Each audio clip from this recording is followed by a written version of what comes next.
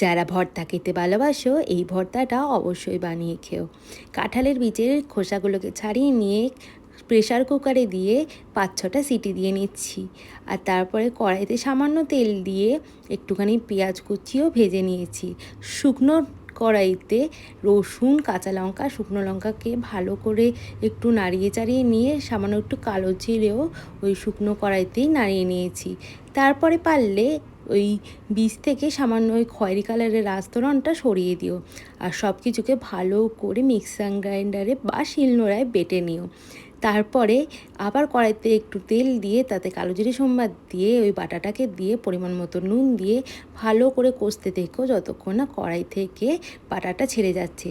আর সবশেষে একটু কাঁচা তেল ছড়িয়ে দিয়ে পরিবেশন করো। দুর্দান্ত লাগে খেতে। অবশ্যই বাড়িতে একবার বানিও আর জানিও কেমন লাগলো তোমাদের। আর চলি।